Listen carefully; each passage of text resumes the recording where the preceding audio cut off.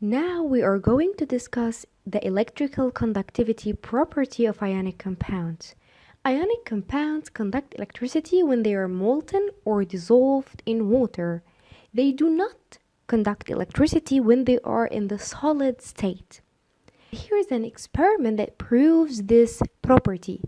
Whenever we got a battery which is connected to a lamp, and they put the electrodes of the battery on top of the solid state of salt, the lamp didn't glow up.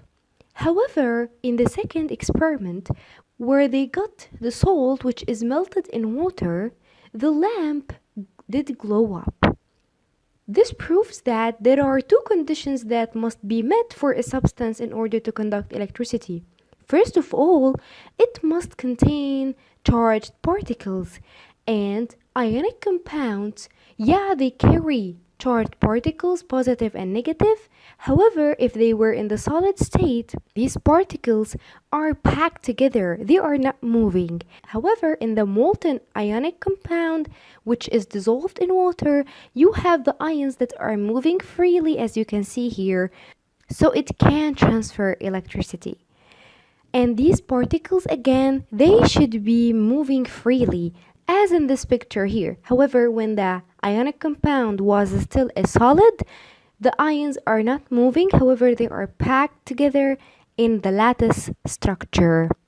One more point to remember is that the negative ions are called also anions. So the negative ions that are moving here inside this solution where the lamp did glow up, they are called anions, and they will get attracted to the positive electrode. Then this positive electrode that is gathering all the anions next to it is called the anode.